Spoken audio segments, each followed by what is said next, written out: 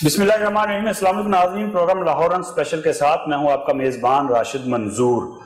नाज़रीन, तालीमी सेक्टर की अगर बात की जाए तो अगर कोई तालीमी इदारा, कोई एजुकेशनल इंस्टीट्यूशन बगैर किसी सरबराह के चले तो उसका क्या हशर होता है, ये हम अपनी आंखों से देखते रहे हैं और उसे रिपोर्ट भी करते रहे हैं।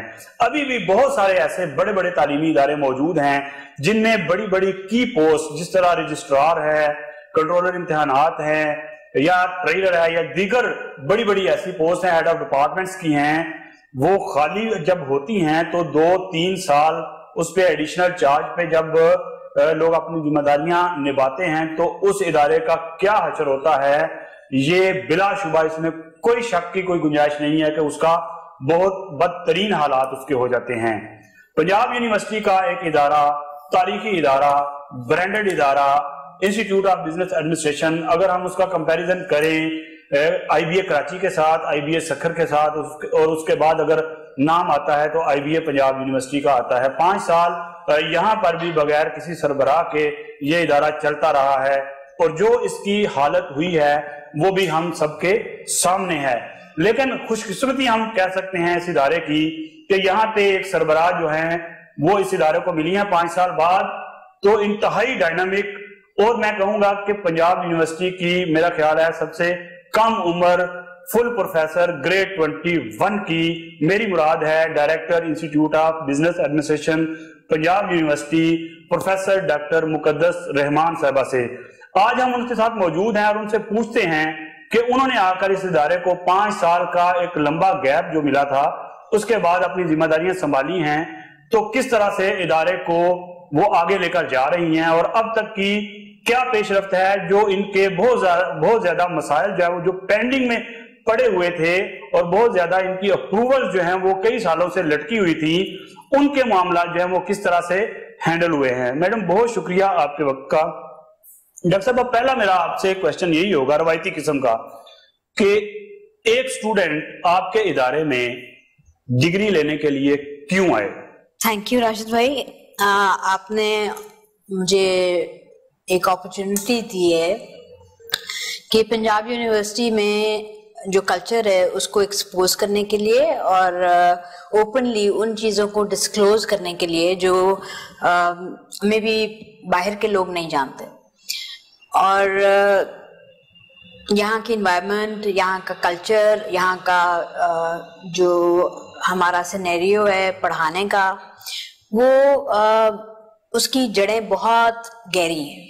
आपको पता है कि सब कॉन्टिनेंट में Punjab university one of the oldest university है।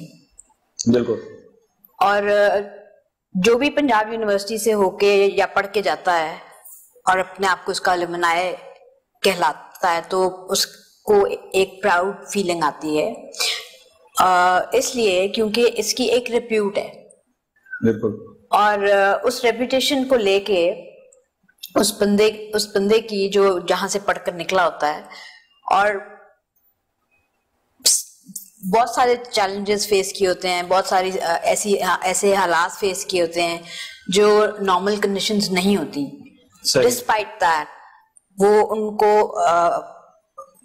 फेस करके और अपनी पढ़ाई पूरी करता है और फिर बाहर की दुनिया में जाता है और फिर अपना नाम कहीं ना कहीं पे जाके उनको पोस्ट मिलती है, पोजीशन मिलती है, और फिर वो अपना नाम जब शो करते हैं तो उसको रिलेट किया जाता है आईबीए के साथ, और उससे आईबीए के अलावा उनकी अपनी पर्सनालिटी जो है वो एक्सपोज हो रही होती है। आईबीए की अगर बात की जाए तो हमारी इकोनॉमी में बड़ा कंट्रीब्यूशन है आईबीए का। हम देखते हैं बड़े बड़े इंडस्ट्रियलिस्ट जो हैं, जब उनकी हिस्ट्री देखते हैं तो वो रिलेट कर जाते हैं आईबीए के साथ। बिल्कुल। पंजाब यूनिवर्सिटी एक पब्लिक यूनिवर्सिटी है, हम इसको किसी भी प्राइवेट यूनिवर्सिटी के साथ कंपेयर नहीं कर सकते, क्योंकि हमारे पास जो रिसोर्सेज हैं और जो हमारी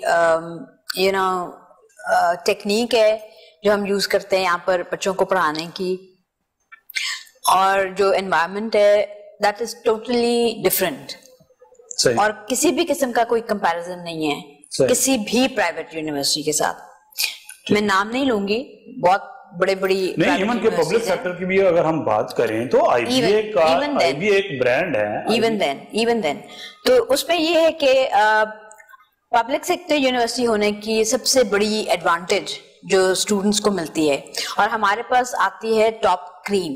सही। इस चीज को हर कोई बगैर हेजिटेशन कोई भी इस बात को डिनाई नहीं करता। सही। क्रीम इसलिए आती है क्योंकि हमारी prices as compared to the other universities due to government sector university वो लो होती है। सही। और मतलब फर्स्ट फैक्टर इज के अफोर्डेबल है। बिल्कुल ऐसे। दूसरा, लाइक बच्चा जो मेरिट पे होता है। सही। मैं आपको बता नहीं सकती हूँ कि इस साल when I took over IBA as professor and director, तो आते साथ हमें एडमिशंस और वो सारा प्रोसेस चल रहा था। आई मीन लॉकडाउन के बाद यूनिवर्सिटी तो खुली थी जब, तो एडमिशंस करने थे। और पीएचडी के आई मीन पीएचडी हो या एमबीए हो या बीबी हो, जिसके भी एडमिशंस किए, हमारा मेरिट 98.6 पे स्टार्ट हो रहा था और पहली लिस्ट जाके 95.8 पे रुक रही थी। अच्छा। और पॉइंट वाइज एक पॉइंट पे एक कोई आप समझें कि 100 स्टूडेंट्स होते हैं, multiple of number of students were standing on the same grade. हम वेट कर रहे होते हैं, बहुत सारे हमारे भी जानने वाले आईबीए में अगर करते हैं अप्लाई, हम वेट कर रहे होते हैं कि यार अगर 96 इसका मेरिट है ना, 96 पॉइंट समथिंग, तो शायद अगली लिस्ट में ये कोई 90 से नीचे चला जाए, लेकिन देखते हैं तो वो मुश्किल जो है वो 94 तक 95 तक हमारे लिए मैनेज करना बहुत ज्यादा मुश्किल हुआ इस दफा भी, वंस अगेन इन लाइफ। और ये है कि ये हकीकत है, मैंने ये वाली सिचुएशन पहले फेस नहीं की थी क्योंकि मैं यहाँ पर एडमिनिस्ट्रेटर के तौर पे आईबीए में नहीं रही। मैंने अपना एमबीए यहाँ से किया और मैं यहाँ के एलुमनस हूँ, और then I went for my PhD to Australia. उसके बाद जब मैं वापस आई तो आई वाज वर्किंग इन हेले कॉलेज। मैं वहां पर पिछले 19 साल से पढ़ा रही थी। काम करना एक अलग एक्सपीरियंस होता है जी। वहां पर तो ये है कि आपने लेक्चर दिया, बच्चों को पढ़ाया, उनके साथ इंटरेक्ट किया, उसके बाद आप चलें जी किताब बंद करें या जो भी सामान है लपेटें और घर चले जाए, और फिर नेक्स्ट लेक्चर के लिए आप you already know what you teaching, क्योंकि आप एक सब्जेक्ट पढ़ाते आ रहे हैं इतने सालों से, 19 सालों से, और फिर अब उसमें आपको डाइवर्सिटी चाहिए होती है। एक स्टेज आती है मैच्योरिटी की कि जिसमें जाके आप कहते हैं कि इस सब्जेक्ट, ये मेरे लेवल का सब्जेक्ट नहीं रहा, सही, या ये लेवल जो बच्चों का है, ये आई मीन कैलिबर के लिहाज से सही, या अंडरस्टैंडिंग के लिहाज से मुझे ये वाली क्लास नहीं चाहिए, सही, आप मुझे बड़ी क्लास दें। सही। बेशक कम क्वांटिटी में बच्चे हों, लेकिन मैं उनको क्वालिटी एजुकेशन दूं और उनका कैलिबर वो हो कि वो उस चीज को समझ सकें जो मैं उनको समझाना चाह रही हूँ। सही। आप जब खास तौर पे जब आप बाहर से पढ़ कर आते हैं, उस कंट्री में ये लिमिटेड रिसोर्सेज के साथ फलानी प्रोजेक्ट या फलाना काम हो सकता है, तो यहाँ पर क्यों नहीं हो सकता? सही। यहाँ पर हमारे पास लैंड मौजूद है, यहाँ पर हमारे पास ह्यूमन रिसोर्स बहुत ज्यादा क्वांटिटी में मौजूद है, इंफ्रास्ट्रक्चर मौजूद है, infrastructure massive, we have got massive infrastructure. वहां पे तो एक कमरे की यूनिवर्सिटीज होती हैं और उनको कोचिंग सेंटर्स बनाए होते हैं, और yes they are just coaching centres. और प्राइवेट यूनिवर्सिटीज का तो बिल्कुल आप सोचें कि जैसे किसी आप 2 कमरों के घर में एंटर हो गए हैं, दैट्स इट। और मैं इस बात पे शुक्र करती हूँ कि इतना डिफरेंस हमने कवर कर लिया है कि जो पहले एग्जिस्ट करता था ना, कि एक सीट है, एक सब्जेक्ट है और एक टीचर है जो उसको कॉन्टिन्यूसली लेके चलता जा रहा है for so many number of years, कि आप कोई उसका फुल स्टॉप नहीं है। सही। ऑडिटिंग है, एडवांस काउंटिंग है, कॉस्ट है, कोई भी सब्जेक्ट है, जिस टीचर ने पढ़ाना है उसके नाम के साथ उसका लेबल लग गया है। सही। मतलब ये कि उसके अलावा कोई और उसको पढ़ा ही नहीं सकता। उस वजह से हमारे स्टूडेंट्स एस्केप करना शुरू हो जाते हैं। आईबीए में आने का जो आपने coming back to the point, IBA में लोग प्रेफर करते हैं आना as compared to other institutes जो प्राइवेट हैं या पब्लिक सेक्टर में जो कि बिजनेस स्टडीज दे ऑफर कर रहे हैं, उसमें हमारा टेक्निक थोड़ी सी डिफरेंट है। इंफ्रास्ट्रक्चर आपका काउंट करता है, सही।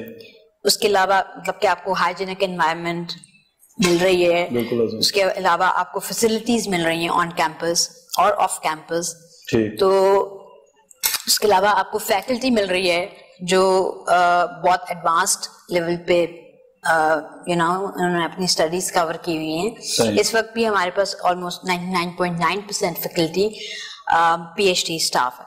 अच्छा मैम, तो स्टूडेंट्स की टोटल कितनी तादाद है, कौन कौन से प्रोग्राम्स हैं जो आप कर रहे हैं? मुझे पता चला है कि MBA एग्जीक्यूटिव भी स्टार्ट कर दिया दोबारा से।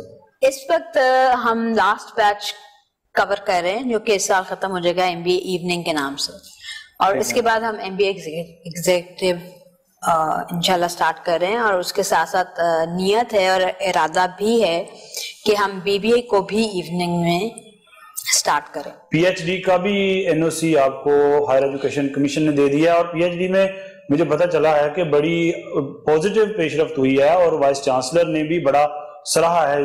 तमाम बातें डिटेल में डिस्कस करते हैं। फिलहाल मुझे ब्रेक के लिए कहा जा रहा है, ब्रेक के बाद दोबारा मिलते हैं।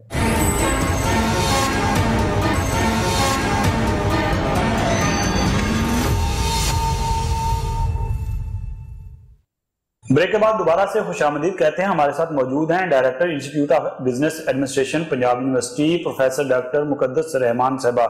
डॉक्टर साहबा, ब्रेक पे जाने से पहले हम HEC के NOC की बात कर रहे थे। कई सालों से यहाँ पे PhD के प्रोग्राम जो हैं उन पे स्टॉप लगा हुआ था और PhD की डिग्री ऑफर नहीं हो रही थी, और मुझे पता चला है, बड़ी हैरानगी हुई है कि आपने डायरेक्टर बनते ही NOC भी ले लिया हायर एजुकेशन कमीशन से, और मैं आपकी पिक्चर भी देख रहा था, वाइस चांसलर को आप प्रेजेंट कर रही हैं। बस ये अल्लाह ताला का खास करम है, क्योंकि जब मैंने टेक ओवर किया ऑन 9 सितंबर 2020, तो मुझे सबसे पहले बात जो पता चली वो ये थी कि 2013 से ऑनवर्ड्स HEC ने रिस्ट्रिक्शन लगा दी है कि जब तक आपके पास NOC नहीं है आप PhD नहीं करवा सकते। So 2013 I wasn't here। मैं जब पाकिस्तान वापस आई उसके बाद ऑब्वियसली मैं अपने डिपार्टमेंट में अपना जॉब कैरी ऑन कर रही थी, और फिर जब डायरेक्टर बन के यहाँ पे मैंने टेक ओवर किया, और मुझे जब ये वाली बात पता चली कि इनटेक हमारे पास मौजूद है, just look at the comparison, मेरे लिए बड़ा ये एस्टॉनिशिंग और बहुत सर घुमा देने वाली बात थी कि एक तरफ आपके बच्चे तैयार हैं जो कि मतलब अपनी PhD की डिग्री के लास्ट फेज पे आके खड़े हैं, बॉर्डर लाइन पे, और वो अपनी प्रेजेंटेशन नहीं दे सकते हैं अपने रिसर्च बोर्ड के सामने। व्हाई? क्योंकि IBA के पास NOC नहीं है। NOC के मतलब ये कि आपके पास जब इजाजतनामा ही नहीं है तो आपने बच्चे दाखिल करके उनको प्रिपेयर कर दिया, और बच्चे अपनी जगह पे कंफ्यूज थे, फैकल्टी अपनी जगह पे कंफ्यूज थी। उस वक्त मलिक साहब के जाने के बाद एक टेन्योर आया जिसमें इंचार्ज डायरेक्टर्स कोड IBA तकरीबन 5 साल यहाँ पे इंचार्ज डायरेक्टर से ही काम। 5 years is a lot of time। और मैं हर दिन जब आती हूँ ना, तो सुबह से लेके जब शाम तक वापस जाती हूँ तो पता चलता है कि कितने काम हैं करने वाले। और यहाँ पर मैं कंपेयर करूंगी प्राइवेट सेक्टर के साथ कि वहां पर जब आप डेलीगेट करते हैं ना पावर किसी को प्राइवेट सेक्टर में, तो फिर आप उसको महीने बाद पूछते हैं, उसको आप टाइमलाइन डेडलाइन दे देते हैं, टाइमलाइन दे देते हैं। और लेकिन यहाँ पर ये होता है कि अगर आपने कोई चाय की पत्ती भी मंगवानी है तो यहाँ से मेरा PN आएगा और पर्ची आगे रखेगा, जब तक कि उसको मैं साइन नहीं करूं, डायरेक्टर जब तक उसको साइन नहीं करेगा या HOD साइन नहीं करेगा वो बिल पास नहीं हो सकता। बिल्कुल इश्यूज बहुत कॉम्प्लिकेशंस हैं। तो इस तरह से जब मुझे NOC का पता चला तो that was a big challenge for me. और 2020 में मैंने इसको एम बना लिया अपना कि इस साल मुझे शुक्र अल्लाह का कि टाइम ये था कि हम अभी ऐड नहीं आया था। सही। ऐड यूनिवर्सिटी की तरफ से जाता है पूरी यूनिवर्सिटी के लिए एडमिशन का पीएचडी के एडमिशंस ओपन हो गए। बिल्कुल ठीक है। और वो एडमिशंस ओपन होते हैं सारे डिपार्टमेंट्स के लिए। सही है। मैंने जब लिस्ट में नाम देखा तो आईबीए का नाम नहीं था, because we didn't have the NOC. सही। तो खैर इधर उधर भाग भूग के हमारे जो वर्दी वाइस चांसलर डॉक्टर नियाज अहमद साहब हैं, मुझे कोई भी प्रॉब्लम हो, he is such a fatherly figure for me, honestly speaking. सही। कि मैं उनके पास जाके बैठती हूँ तो कहते हैं कि हाँ जी बेटा, मतलब कि आप प्रॉब्लम लेके जाते हैं और विद इन सेकेंड्स वो आपको सोल्यूशन के साथ कमरे से बाहर भेजते हैं। और यही एक लीडरशिप की ये क्वालिटी है। और वो आपको साथ इनकरेज करते हैं, giving a thumbs up, take carry on. सही। जब आपकी बैक स्ट्रांग हो ना, और आपको पता हो कि आपका जो लीडर है वो आपको सपोर्ट कर रहा है, बिल्कुल, तो फिर आप हर चैलेंज को फेस करने के लिए, मेरा ख्याल है आपके एनओसी के हुसूल में भी वाइस चांसलर की सपोर्ट तो होगी। बहुत ज्यादा, बहुत ज्यादा, बहुत ही ज्यादा। और मैं फ्रीक्वेंटली सर से जाके मिलती थी। सही। और उनको मेरी शक्ल से अंदाजा होता था कि ये इतनी ज्यादा वरिड है और अभी ये आई है, अभी तो पता नहीं डिपार्टमेंट चला भी सकती है कि नहीं। अमूमन ये होता है कि किसी भी डिपार्टमेंट में कोई हेड ऑफ डिपार्टमेंट जाता है ना, तो उससे कम से कम 90 डेज चाहिए होते हैं चीजों को समझने के लिए। बिल्कुल। और यही था, यही हुआ। तो मुझे ऑफ द रिकॉर्ड या ऑन द रिकॉर्ड, आप समझ रहे, अब तो ऑन एयर जा रहा है कि मुझे बहुत ज्यादा डिस्करेज किया गया इस बात पे कि एनओसी लेना है। ओहो, इम्पॉसिबल। नवंबर में तो ऐड आ रहा है, दिसंबर में तो इनटेक आ जाएगी, बुलाना है। अमूमन ये कांसेप्ट इसीलिए डेवलप हुआ है ना कि हमारा सिस्टम इस तरह का है, कई साल लग जाते हैं। वेल, मैं एक बहुत डिटर्मिनेशन के साथ उस एम को पकड़ लेती हूँ कि इसको अल्लाह ताला की मदद से पूरा करके छोड़ना है। तो इसी तरह से इसका हुआ। मैंने कहा कि मुझे पुरानी फाइल्स निकालनी, मुझे 2001 की फाइल्स चाहिए, जिस वक्त मेरा यहाँ पे enrolment, like I was appointed as a lecturer here, और 2002 में मेरी इंटेक यहाँ पीएचडी में हुई थी। तो हर कोई कह सके हमारे पास रिकॉर्ड तो है ही नहीं, पता नहीं किधर है। तो मैंने कहा ये कैंपस का दरवाजा बंद करें। और आज आईबीए को छोड़ के यहाँ से कोई जाएगा नहीं जब तक कि मुझे पेपर्स नहीं मिल जाते। मलिक साहब ने मेरी बड़ी हेल्प की, हमारे डीन्स हैं यूनिवर्सिटी के सारे, उन्होंने मेरी बड़ी हेल्प की। हाई, जैसे हायरार्की में हमारे हाई अथॉरिटीज आती हैं, वाइस चांसलर साहब हिमसेल्फ, पीवीसी साहब, सबके पास मैं इंडिविजुअली गई और सबने अपने अपने तरीके से उस प्रोसेस को आसान बनाया मेरे लिए। वैसे अमूमन ये समझा जाता है कि प्राइवेट सेक्टर के काम जो हैं वो पेंडिंग रहते हैं कई सालों तक, लेकिन अगर हम देखें ना तो पब्लिक सेक्टर के भी इसी तरह के मसाइल हैं। लेकिन शायद एचईसी ने अपना स्टैंडर्ड मेंटेन करने के लिए ये चीजें रखी हैं। अमूमन तासुर ये जाता है कि पब्लिक सेक्टर को तो जल्दी जल्दी इजाजत मिल जाती है हर चीज की और प्राइवेट सेक्टर लटका रहता है।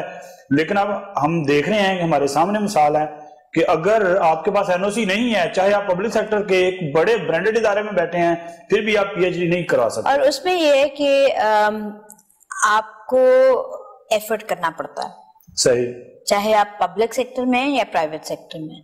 मैंने प्राइवेट सेक्टर में भी काम करके देखा है और पब्लिक ऑब्वियसली पंजाब यूनिवर्सिटी में तो मैं कर ही रही। सही। तो उसके पीछे आपका एफर्ट, आपकी नीयत, आपकी सिंसेरिटी, आपकी ऑनेस्टी, लॉयल्टी, सारा कुछ मैटर करता है। सही। तो मुझे जब ये कहा गया कि आपको 8-9 महीने से पहले तो ये प्रोसेस ही नहीं होगा, आपकी वाली बात, तो मैंने कहा 8-9 महीने से पहले प्रोसेस नहीं होगा तो मैं तो 2020 की इनटेक लूज नहीं कर सकती। I can't afford that. और अगर वो इनटेक लूज हो गई तो दैट मीन्स कि मुझे 2021 के एंड तक इंतजार करना पड़ेगा। बिल्कुल, अक्टूबर नवंबर तक। तो अगर अक्टूबर नवंबर तक अगर मेरा एडमिशन ना आता पीएचडी का, और खैर वो सितंबर में मैंने लगाया, और अल्लाह ताला ने इतना करम किया, इतना ज्यादा करम किया कि समझे कि एफर्ट मेरा थोड़ा था और मैं जितना भी शुक्र करूं वो कम है। सही। कि लोग हैरान रह गए whether they were inside the University of Punjab or outside the University of Punjab, कि ये कैसे हो सकता है कि 8 दिन के अंदर अंदर NOC मेरे डेस्क पे था, इस टेबल के ऊपर जहां पे मैं बड़ी अचीवमेंट है, बहुत बड़ी अचीवमेंट है। किसी भी एम्प्लॉय को मैंने बाहर नहीं जाने दिया। मैंने कहा मुझे पुरानी फाइलें चाहे मिट्टी से भरी हुई हैं, चाहे चूहे खा गए हैं, जो कुछ भी है, मुझे आप निकाल के दें। उससे पहले मलिक साहब से मैंने पूछ लिया था कि सर मुझे एक रात पहले कोई भी स्टेप लेने से पहले मैं अपने सीनियर से मशवरा जरूर करती हूँ, अपनी फैकल्टी को कॉन्फिडेंस में जरूर रखती हूँ, एडमिन स्टाफ को अपने साथ जरूर रखती हूँ, अपने डी क्लास एम्प्लॉइज को लेके चलती हूँ, बिकॉज वी आर टीम। जब इदारा चलाना है तो फिर सबको साथ तो मैं अकेले नहीं चल सकती। अच्छा मैडम, पीएचडी तो स्टार्ट कर दिया आपने, अब पीएचडी के लिए फैकल्टी रिक्वायर्ड जो है वो रिक्वायरमेंट सारी आप पूरी कर रही हैं, और शुक्र है अल्लाह का कि इस वक्त हमारे पास, मैंने आपको बताया कि we are 99.9%, we got 10 like PhD faculty members, और एक मेरे ख्याल में एक आधे जो रह गए हैं, they are nearly to completion. सही बिल्कुल उनका जैसे राइट अप स्टेज पे होंगे, और इंशाल्लाह उनका भी पूरा हो जाएगा। और हमारा सुपरवाइजर और स्टूडेंट रेशियो जो एजीसी का चला हुआ है, यू नो क्राइटेरिया, उसको हम फॉलो कर रहे हैं। पब्लिक सेक्टर में आपको पता है कि डॉक्यूमेंटेशन हर चीज की सही हर रोज डेट वाइज उसका रिकॉर्ड मेंटेन रहता है। बिल्कुल That's the difference between private and public sector as well. तो उसमें हमें फिर परेशानी नहीं होती कि अगर हमें वो कोई भी पेपर मांग रहे हैं, एजीसी का विजिट आ रहा है, तो वी नॉट स्कैर्ड। एजीसी का विजिट आ रहा है, आ क्यों नहीं रहे? हम तो बुला के थक गए हैं, अभी तक वो कह रहे हैं कि हम आ नहीं रहे। तो वॉट एवर रैंडम फाइल या कोई भी रैंडम पेपर वो किसी भी स्टूडेंट का या टीचर का निकाल के फाइल में से वो चेक कर लें, उसके सारे डॉक्यूमेंट्स कंप्लीट होते हैं, एडमिशन से लेके जब तक कि वो स्टूडेंट पास आउट नहीं हो जाता और उसको डिग्री नहीं मिल जाती। सही। So there is no flaw in it. System में फ्लॉ नहीं है। हाँ ये है कि थोड़ा सा स्लो प्रोसेस है, आपको वेट करना पड़ता है, और वो अननेसेसरी डिले है। सही। और अननेसेसरी आप उसको कह लें कि वेट है, जिससे जो आपको फ्रस्ट्रेट करता है। प्रोफेसर का किरदार सोशल साइंसेज के मज़ामीन और बिजनेस एडमिनिस्ट्रेशन अगर मज़ामीन का आपस में कंपैरिजन, इसके अलावा हायर एजुकेशन की अंडर ग्रेजुएट और पीएचडी की पॉलिसी के बारे में भी हम बात करेंगे, लेकिन ब्रेक लेते हैं, ब्रेक के बाद दोबारा मिलते हैं।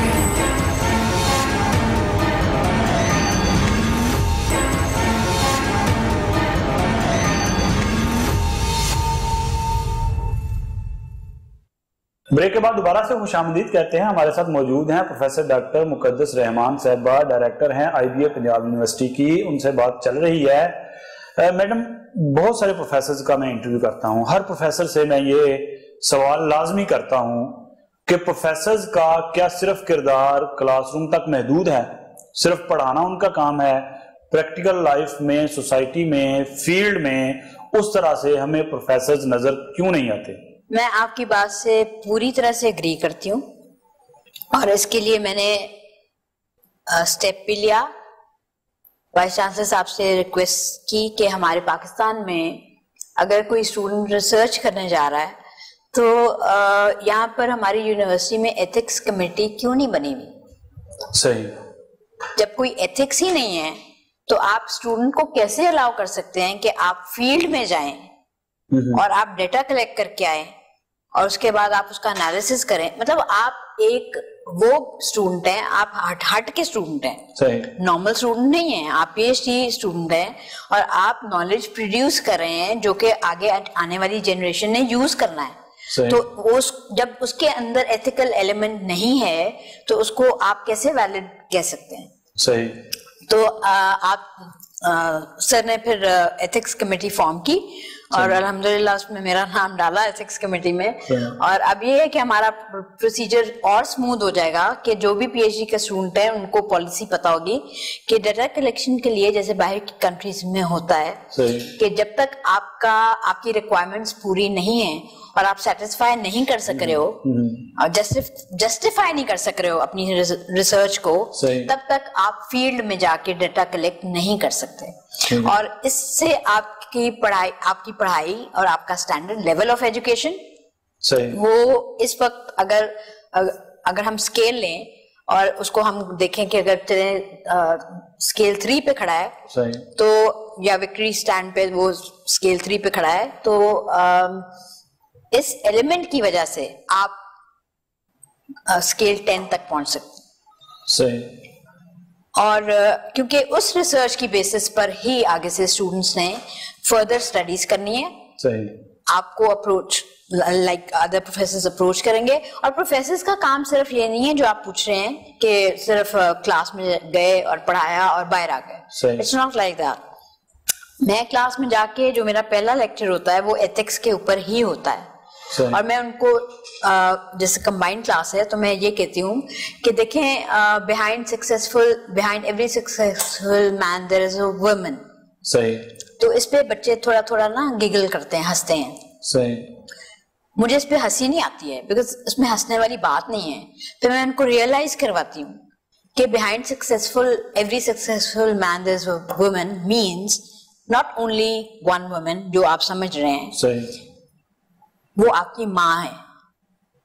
अभी जो आप यूनिवर्सिटी में बैठे हैं, पीछे जिसकी दुआ चल रही है वो आपकी माँ है। बिल्कुल सही। और जिसने अभी तक आपको यहाँ तक उंगली पकड़ के चल के सिखाया है और पढ़ाया है वो आपकी मदर है। जब आपकी मदर की कमर झुकनी शुरू होती है तो उस वक्त भी आपको अल्लाह ताला जो पार्टनर देता है वो फीमेल ही होता है। सही। क्योंकि जो मैंने एक्सपीरियंस किया है वो ये है कि ठीक है, अल्लाह ताला ने मर्दों को बड़ा स्ट्रांग बनाया है। सही। और लेकिन अंदर से आदमी, मेरे ख्याल में जो उनकी सेंसिटिविटी का लेवल है ना वो जरा ज्यादा है एज कम्पेयर टू वुमेन। सही। औरत बड़ा सब्र करती है। हाँ, ये बात है। और फिर जब उसका बच्चा यूनिवर्सिटी जब पहुंचता है और उसके बाद फिर वो और कुरान में जो जिक्र है कि अपने माँ बाप को उफ तक ना कहो। सही। तो वो उफ यही है ना कि आप उनके साथ नरमी से पेश आए, प्यार से बात करें, और कुरान का रेफरेंस देना, सुन्नत का रेफरेंस देना कि माँ का दर्जा क्या है, बाप का दर्जा क्या है।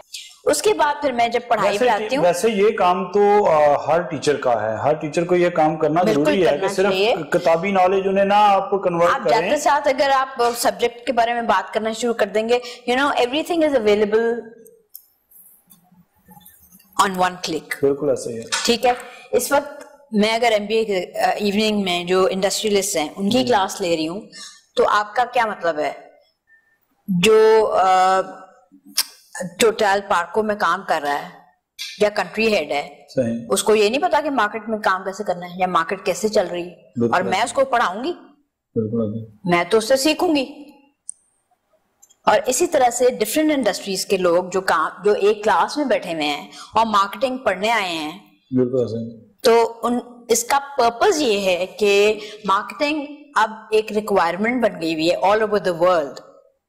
चाहे आप फाइनेंस के स्टूडेंट्स हैं या फाइनेंस की फील्ड में हैं, या बैंक्स में काम कर रहे हैं, या इंश्योरेंस कंपनी में, या आप एचआर में, जिधर भी हैं, आपको बिजनेस स्टडीज करनी पड़ रही है। बिल्कुल ऐसे ही। क्योंकि जब तक आपको मैनेजमेंट नहीं आती है तब तक आप अपना बिजनेस रन ही नहीं कर सकते। और उसके अंदर और बहुत सारी ब्रांचेस निकल, लेकिन हम एकेडमिया और इंडस्ट्री का, सॉरी मैंने आपकी बात काटी है, एकेडमिया और इंडस्ट्री का अगर लिंक हम देखें तो हमारे मुल्क में स्पेसिफिकली ये बड़ा वीक हमें नजर आता है। हम उस तरह से हमें नजर नहीं आता जिस तरह से लाइजन, एक स्ट्रॉन्ग लाइजन होना चाहिए एकेडमिया का और इंडस्ट्री का।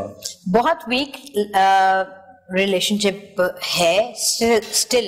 आई एग्री कि अभी भी इसी तरह से ही है कि मामलात एग्जिस्ट ऐसे ही कर रहे हैं।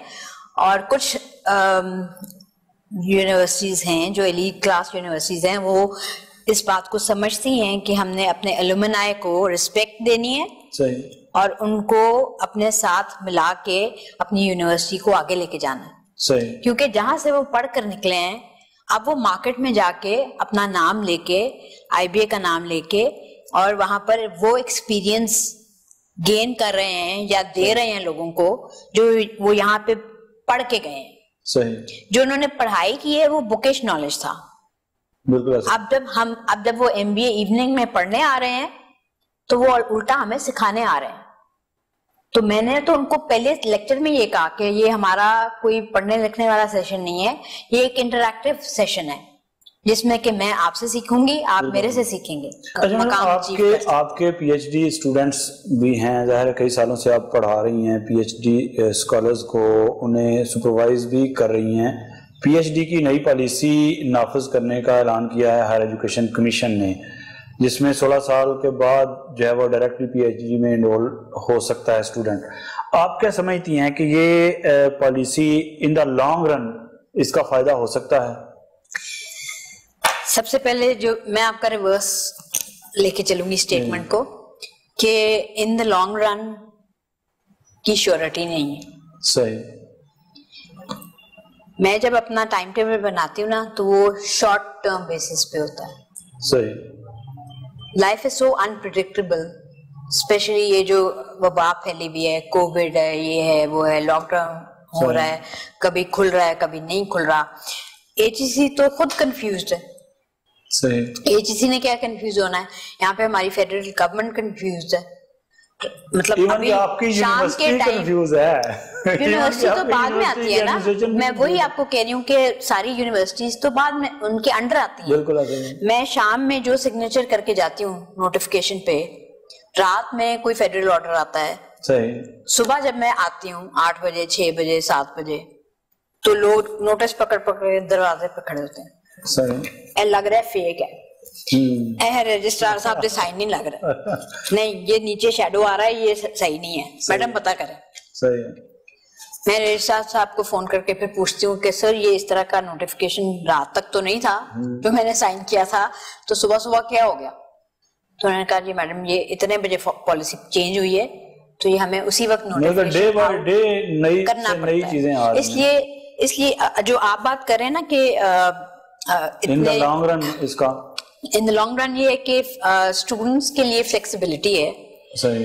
और अगर वो अपना एरिया ऑफ इंटरेस्ट चेंज करना चाह रहे हैं तो वो उसको चेंज कर सकते हैं। अच्छा मैडम, अंडर ग्रेजुएट की जो पॉलिसी है हायर एजुकेशन कमीशन की, उसमें कि किसी भी सब्जेक्ट का कोई स्टूडेंट है वो पहले 3 सेमेस्टर जो है वो सबके सेम होंगे, इस बारे में आप क्या कहती हैं? फर्ज किया बिजनेस एडमिनिस्ट्रेशन का स्टूडेंट है या सोशल साइंसेज का है, वो सबके पहले 3 सेमेस्टर जो है वो इक्वल सब पढ़ेंगे? जी, इस वाली पॉलिसी को आईबीएन ने बहुत ज्यादा अपोज किया था। अच्छा। और finally we had a meeting with worthy vice chancellor. सही। कोई शाम के 7 बजे। ठीक है। तो सर ने हमें बुलाया और हमारी बातचीत हुई, और क्योंकि आईबीए की एक अपनी प्रेस्टीज है और वो हम मेंटेन रखना चाह रहे हैं, तो और उसके मेरिट पे हम कॉम्प्रोमाइज नहीं करते हैं, हम वैल्यूज पे कॉम्प्रोमाइज नहीं करते हैं, और सिफारिश कहीं से आ रही है तो बिल्कुल दाखिला नहीं मिलता उसको अगर वो मेरिट पे नहीं है तो। और जो क्वेश्चन आप कर रहे हैं उसमें ये है कि इस साल हमने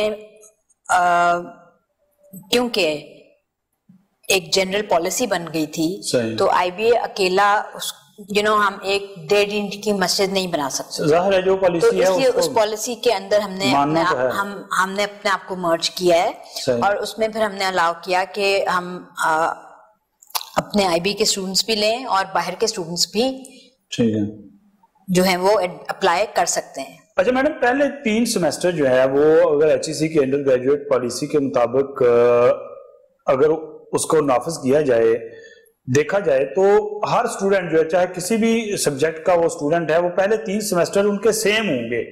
आप क्या समझती हैं as a teacher, as a professor, आपका इस पे क्या एनालिसिस है? आप क्या समझती हैं कि इसके पीछे क्या सेंस हो सकती है, क्यों सेम किए गए हैं पहले 3 सेमेस्टर?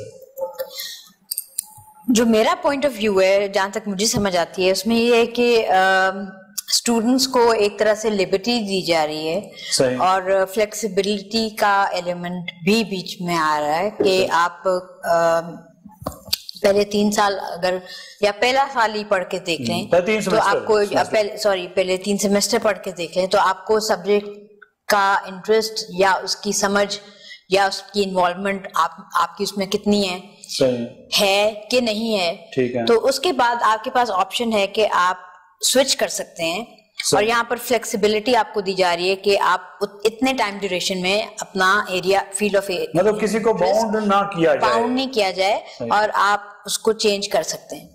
ठीक है, लेकिन ये नहीं कि आप 3 साल के बाद उठ के कहें कि जी मैंने अपना एरिया सब नहीं। 3 सेमेस्टर का बड़ा अरसा होता है, किसी को अपने डिसीजन अगर चेंज करना है 3 हफ्ते में स्टूडेंट्स को पता चल जाता है और टीचर्स को भी पता चल जाता है कि कौन सा बच्चा सो रहा है। अच्छा मैडम, आखिरी मेरा क्वेश्चन आपसे ये है कि IBA को अगले 3 सालों में आप कहाँ देखती हैं? क्या हमें 5 साल 6 साल पुराना IBA दोबारा देखने को मिलेगा? अल्लाह ताला मदद फरमाए, इंशाल्लाह ताला आपको 4-5 साल पुराना नहीं, बल्कि मैं इसको जो फोर्सी कर रही हूँ और जिस एफर्ट से हर बंदा स्टाफ का काम कर रहा है डिटर्मिनेशन के साथ, विद फुल डिटर्मिनेशन, उसमें ये है कि IBA इस वक्त लोगों को पता नहीं चल रहा, लेकिन हम अंदर बैठे हुए हैं और हम अंदर इसको चला रहे हैं और मिलके चला रहे हैं और मिलके एफर्ट कर रहे हैं। तो इंशाल्लाह नेक्स्ट 5 इयर्स में, बल्कि 5 साल से पहले ही आपको अंदाजा हो जाएगा कि IBA को जब यहाँ से आप आज का डेट नोट कर लें और इसके बाद जब आप दोबारा इसका एनालिसिस करेंगे वे बैक आगे जाके फ्यूचर में, तो आपको पता चलेगा डिफरेंस कि IBA का स्टैंडर्ड बहुत ज्यादा इंशाल्लाह ताला राइज कर गया है, क्योंकि हम बहुत सारी प्रैक्टिकल चीजें बीच में लेके आ रहे हैं, स्टडीज को प्रैक्टिकल बना रहे हैं और इसके अंदर हमारे एलुमनाई हमारे साथ खड़े हैं, जिसकी वजह से हमारे इंडस्ट्री और एकेडमी लिंकेजेस ठीक है डेवलप हो रहे हैं, हर रोज ब रोज बहुत ज्यादा स्ट्रांग हो रहे हैं। हम उनको हेल्प आउट कर रहे हैं, वो हमें हेल्प आउट कर रहे हैं। हेल्प आउट नहीं कहना चाहिए, असिस्ट कर रहे हैं, ठीक है, क्योंकि वो हमारे यहाँ से ग्रेजुएट किए हुए स्टूडेंट्स हैं और अब वो चीजें वो इंडस्ट्रीज चला रहे हैं कंट्री की जिनसे इकोनॉमी बूस्ट करती है। सही। और फिर इवनिंग में आके दोबारा से, मतलब उनका इंटरेस्ट है कि वो ऑलरेडी यहाँ से ग्रेजुएट करके चले गए हैं, ठीक है, तो वो दोबारा आ रहे हैं पढ़ने के लिए इवनिंग में, अपना काम खत्म करके, वर्किंग आवर्स फिनिश करके और लर्निंग के लिए। मतलब ये कि ये हम कह सकते हैं कि इदारे का लोगों पे एतमाद दोबारा से बहाल हो रहा है। बहुत शुक्रिया मैडम आपके वक्त का, बहुत शुक्रिया आपके वक्त का, थैंक यू सो मच। हमारे साथ मौजूद थी प्रोफेसर डॉक्टर मुकद्दस रहमान साहबा, जो कि डायरेक्टर हैं IBA पंजाब यूनिवर्सिटी की। उनका ये कहना है कि 5 साल का अरसा तो बहुत दूर की बात है, अगले 3 सालों में IBA को हम इस सतह पर ले जाएंगे कि लोगों को आज से 10-15 साल पुराना IBA दोबारा देखने को मिलेगा। इस वक्त यहाँ पे एनरोलमेंट की बढ़ती हुई तादाद से अंदाजा लगाया जा सकता है कि नौजवानों का एतमाद दोबारा से इदारे पर बहाल हो रहा है। प्रोग्राम लाहौर एंड स्पेशल से आज के लिए इतना ही। मुझे मेरी टीम के साथ इजाजत दीजिए। अल्लाह हाफिज।